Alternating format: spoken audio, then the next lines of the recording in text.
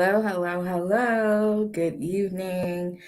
I am Kristen Nicole Mann, and I help Black women learn their authentic selves through creativity. And tonight I am back with another bombshell of a topic that I did not know was going to actually happen. So we're going to dive into what I have posted as the description, Black Creative Spaces, Candace Owens Asked, and Amanda Seals Payne.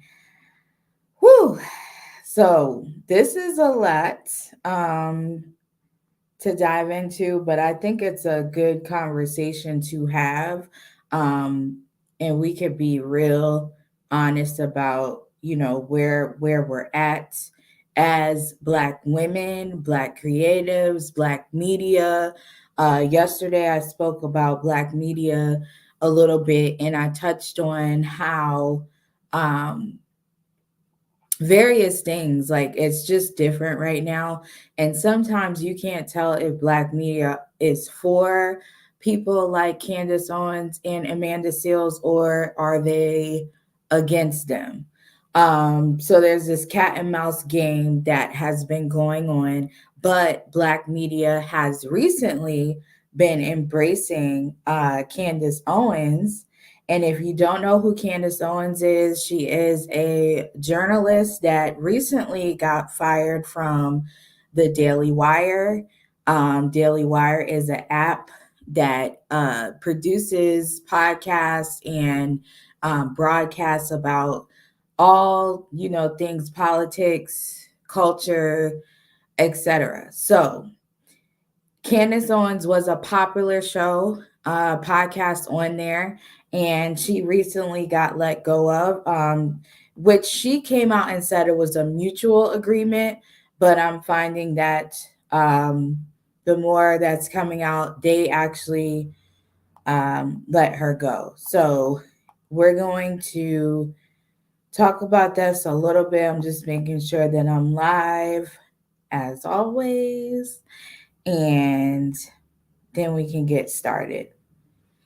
All right, so first thing, I really want to talk about Black creative spaces right now, because this all ties into the Amanda Seals Payne and even Candace Owens, but specifically Amanda Seals Payne.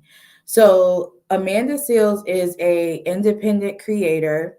Candace Owens is an independent creator, and what they have in parallel, they are total opposites of like the politics and their perspectives and all of that. They have totally different views.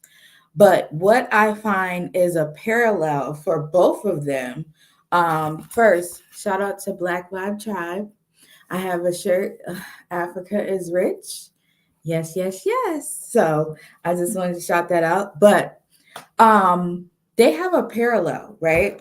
They're both outspoken Black women, to the point where they don't just speak out ignorance. They actually have some valid points. I don't necessarily agree with everything each of them say. So this is not a video to try to convince you to like either.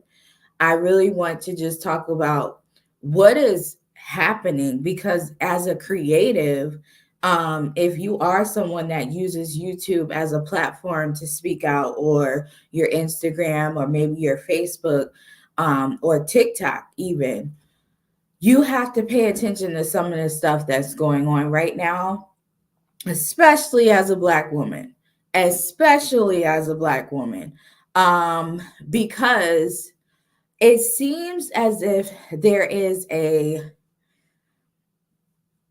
attack on being independent right now. There's an attack on being a free thinker. There's an attack on authenticity. And one of the things I want to bring up, which I probably will right now, There was a Essence magazine article that was published, and it was talking about Amanda Seals. And so let me bring that up because we're going to read about it. And I thought it was really interesting their take on what happened. So, to give you a backstory of what actually took place, um, Amanda Seals came out with a video saying that this is Amanda Seals, by the way. And she came out with a video speaking of how the Black creative spaces don't really accept her or give her an invitation into these spaces like everyone else. So the NAACP Image Awards just happened, and she was not invited apparently, and she went on Instagram about this. Now, the interesting thing is Essence went in the comments because she had brought up that Essence does not invite her to their various events recognizing Black women. And they commented and said, "Hey, we love you, we hear you." I'm just paraphrasing. And they said they would love to work with her. But then they published this article about Amanda Seals, and the interesting thing is that they talked about how they loved or they really liked her. But then when you scroll down, um, so they say there are lots of traits Amanda Seals' name conjures up when I hear it. The aforementioned adjectives that define likability don't make the cut. Using her sizable digital platform, Seals consistently provokes uncomfortable yet necessary discourse about everything from Palestinian Israeli conflict, misogyny, racism, colorism, gender identity, and foreign policy to more personal topics like dating bleep boys and navigating tricky industry social circles. Now, at the end, you scroll even more, and the writer really puts into, I guess, perspective that they give her like her credit, but then at the end, the writer kind of like questions, um, you know, does Amanda Seals recognize why people don't invite her? And I really want to find it so that I can read it through so that you understand what I'm saying. Um, So it says, personally, while I enjoy thought provocation in theory, I'm not sure I'd be able to work alongside someone who seems committed to exhaustingly agitating the establishment, even when they have really good points and even better intentions. While I feel for Seals and know that she is beloved by those who follow her work, I can't help but wonder if there's an opportunity for reflection on her part as opposed to yet another moment of mere finger pointing. She seems to be confused about why she isn't embraced by the Hollywood machine she has consistently bucked against and admonished for years. She seems to have offended the same people she wants to be lauded by. I'm not sure it's wise to want it both ways. Throughout my own career, I have had to take a step away from just quality controlling my work, but to also take inventory of my disposition. Am I agreeable? Is my attitude favorably regarded? Is my presence pleasant? Do people feel like they can trust me with their feelings? And most importantly, if the shoe were on the other foot, would I want to work with me? It may be time for SEALs and others who have similar feelings about being stonewalled in their career to ask the same questions of themselves. While no one can take your talent from you, being liked by your peers can carry you to places your competence never will. So, um, that was pretty interesting that they gave that perspective. Um, Now, what I want to talk about is the likable part because Amanda Seales, she did reply to this. There was also another article published about her in The Root. Um, I didn't read that one because it was kind of doing the same thing. And she did reply to it. And she said that, I mean, she looked like she'd been crying for days, and she looked really exhausted when she was replying. Now, I want to talk about the likable part because as I'm going to position that question to you all when you watch this, or if you're watching now, do you feel that being likable really propels your career, or does it hinder you? Now, some may think it will hinder you because you kind of turn into a yes man, basically going with the flow of everything, whether you like it or not, type of mentality. And then on the flip side, it can propel you because you may think like, someone will always look out for me when it comes to these opportunities that, Amanda Seales may feel shunned from. She may feel like nobody is advocating for her when it comes to really getting recognized. And so it could be a catch 22, it could be a double sided sword. And it makes me think as a creative, do I want to be likable to the point where I get into the like all kinds of rooms, or do I really kind of want to go the route of being a rebel? And I say that because being outspoken can make you look like a rebel regardless, whether people like you or not. Everyone is not speaking their authentic mind. And I really feel Amanda Seales and Candace Owens, they have the same thing when it comes to being authentic in their space and not trying to speak like anyone else, not trying to be like anyone else in general. And they do a really good job of showing up as their true authentic selves.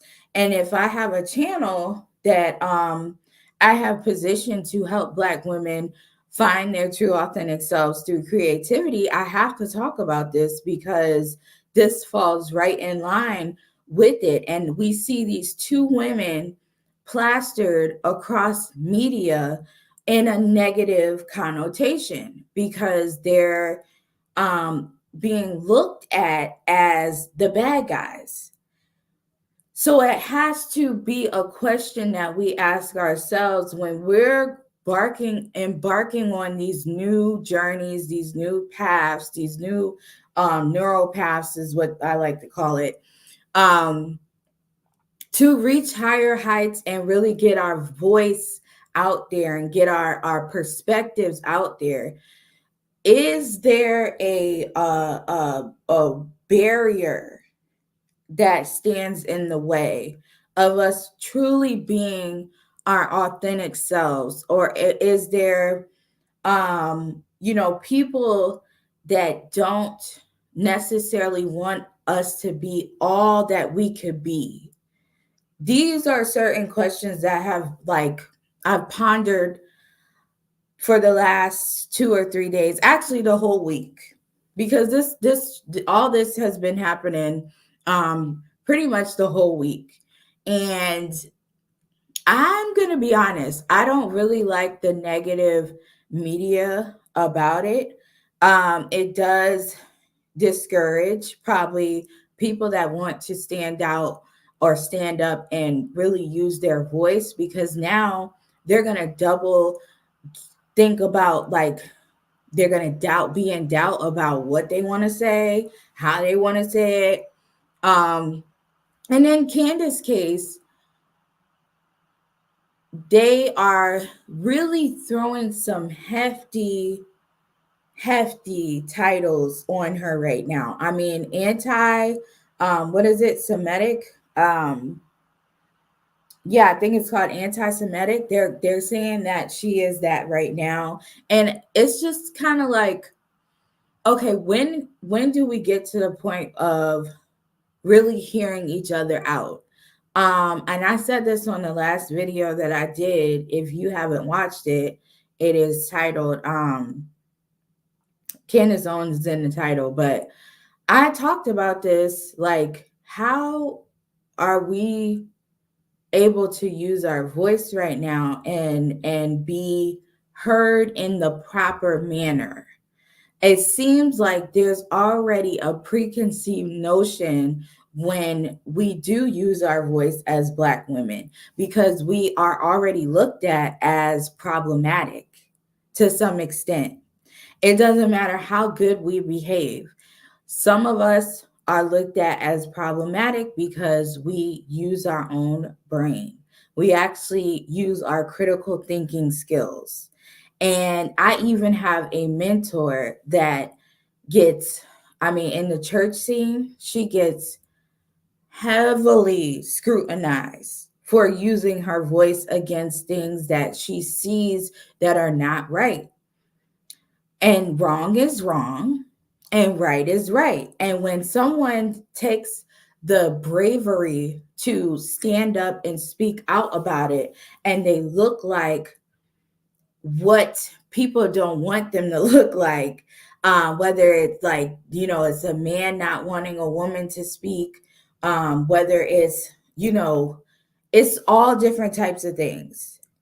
But I think the people speaking out right now, or speaking up and being their true authentic selves, people do not like confidence. I'm telling you, it's truly rooted in confidence what these ladies are doing.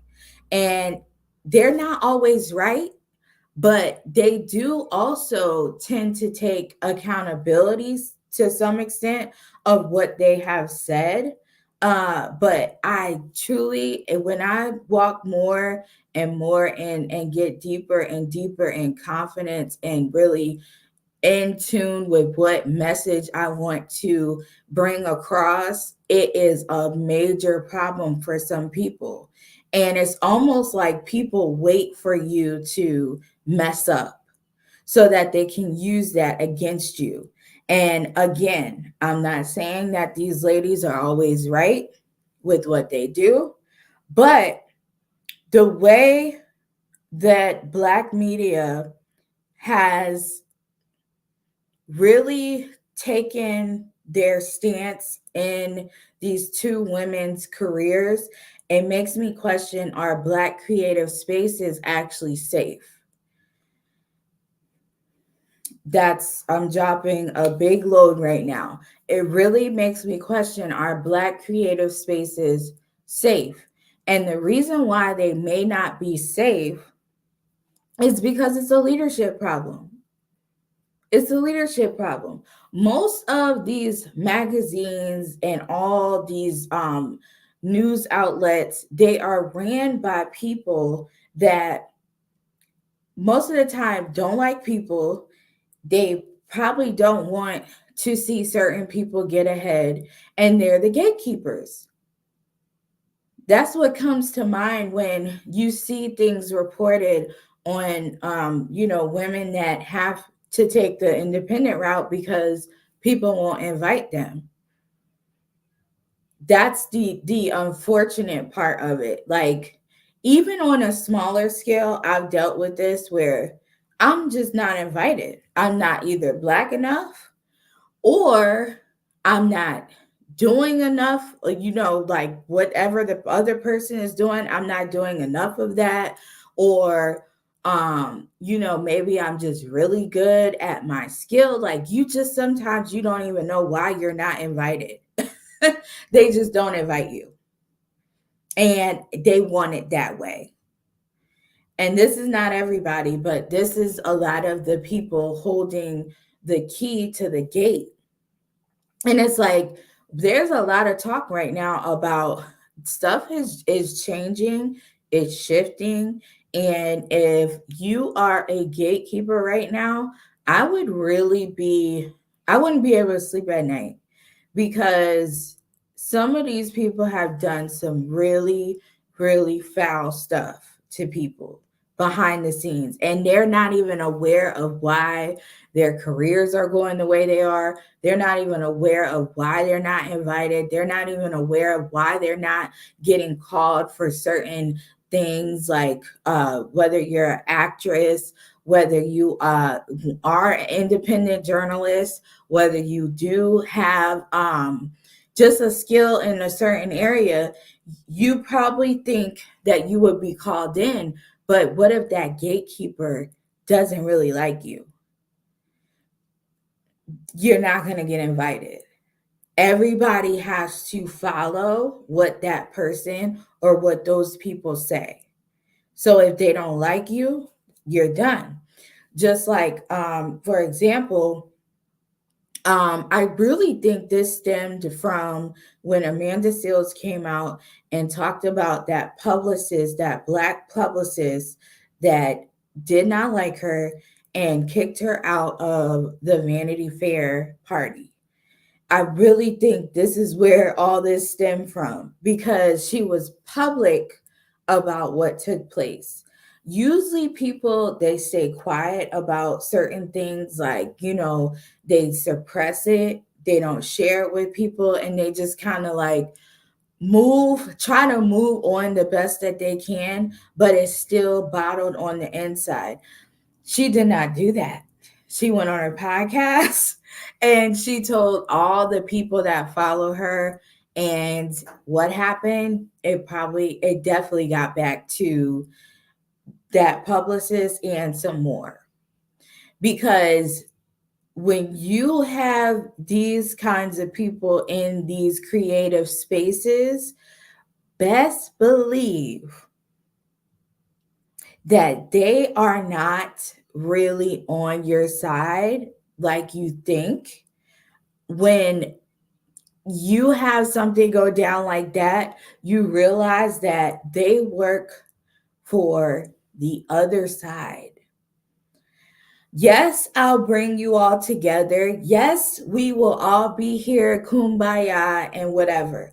But at the end of the day, those certain people work for people that don't really care. Like, they'll ask you, they'll cut you out at a drop of a dime, a drop of a hat. If they, whatever they say goes. So if they don't want you there, they don't want you there. So the pain from that, and with them being an independent creator, is that you miss out on a lot of connections that you can make. You miss out on a lot of networking. You just miss out on some things that, whether, no matter how independent you are, no matter how strong you are, you just, it hurts.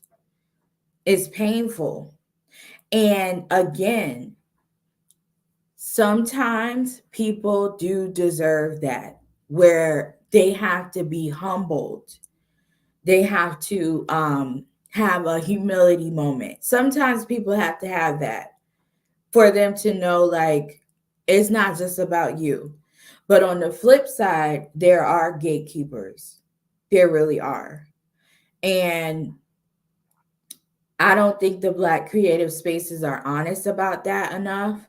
It's like they give the Black creatives a pacifier, and they stop complaining, they don't speak out, they don't, and it's good for a while, and then something happens all over again. It almost reminds me of like when Hollywood went on strike, and excuse me, the actresses and actors that were Black, like, they were the main ones in picketing along with the others, but they were the main ones saying that they really wasn't making no money in the first place. And that was surprising because a lot of them, they you would think like looking at them online, they're living these great lives. But really behind the scenes, they're not making half as much as their peers. Not even like a little bit of much. Like they're not making nowhere near their peers. And it was unfortunate to see that when the Hollywood strike happened. And so, cut to now, everything is getting back to where I guess it was. But you see, independent creators, they don't get the same treatment. When you're not on a contract, when you're not owned by anyone, you might not get invited. You just might not get invited because independence is not the way that some of those people want you to go. And it's going to be interesting to see what Candace Owens does after this. I know that she is on a community platform called Local, and she has people subscribing to her personal YouTube and everything else. And I think honestly she'll be fine. I don't think she'll lack anything. People usually watch the Daily Wire for her in the first place. So I think they really dropped the ball with this.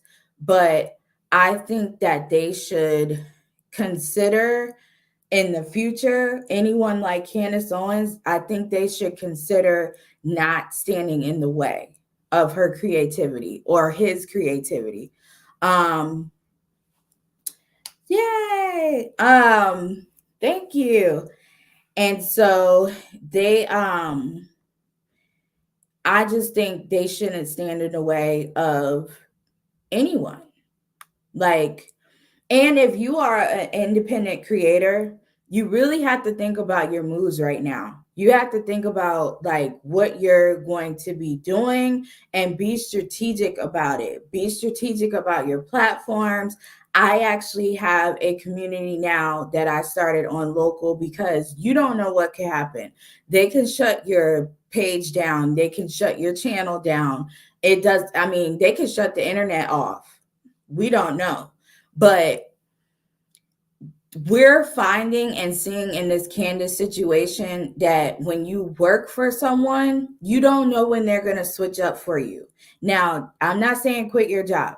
I'm saying just be strategic about where and who you're working with, what your stuff is on. Do you have full ownership? We don't know if she has full ownership of her past videos.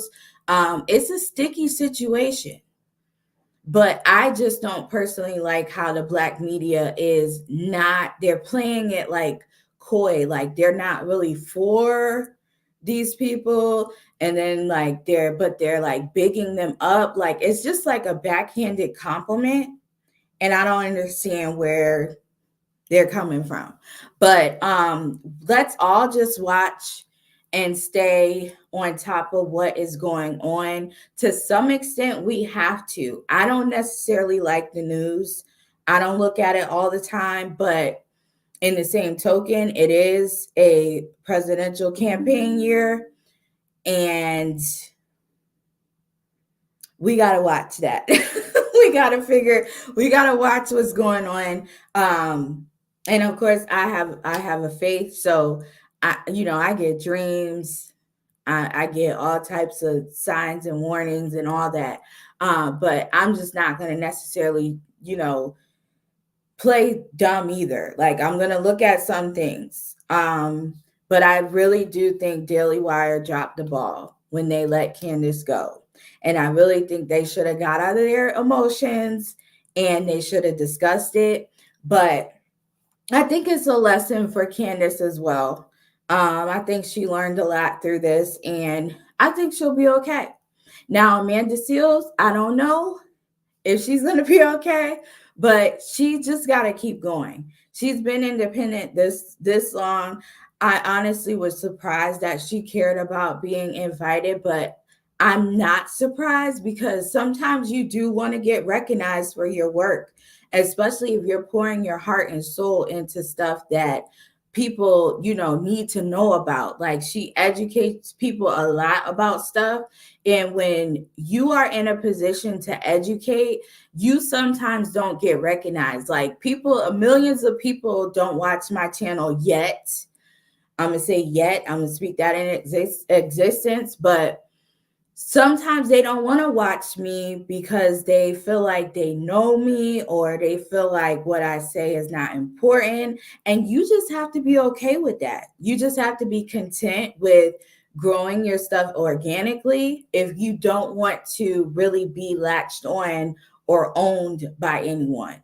You have to come to a conclusion of, maybe they'll never invite me, but at least the people that support me, that love me, that like my videos, that's all that matters.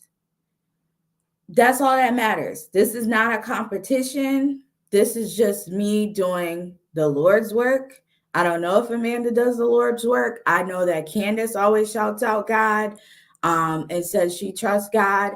I'm not sure about Amanda Seals, but I hope that she finds God through this, and someone can come in her path and minister to her and say, you don't need to trust in the NAACP Image Awards. You don't need to trust in the Black media. You don't need to trust in any of these things. And know that these things are always going to find some negative way to come against anyone doing the Lord's work. So that's what I'll leave you with. But like and subscribe to my YouTube channel. I do have in the description the new community that I will be allocating people to somehow, some way, because we cannot trust that Facebook will always be around. We cannot trust that. Obviously, we've seen what happened in TikTok. They're trying to get rid of that, or they have got rid of it. I don't know. But what else? You can follow me on Instagram at Kristen Nicole Mann and support this independent platform. It's just me. I am not connected to nobody. I'm not signed to nobody. I am just doing what God has told me to do. So I have my Cash App and PayPal in the description, but share this with someone. And I will see you maybe tomorrow, maybe next week, but I'll see you soon. All right. Bye.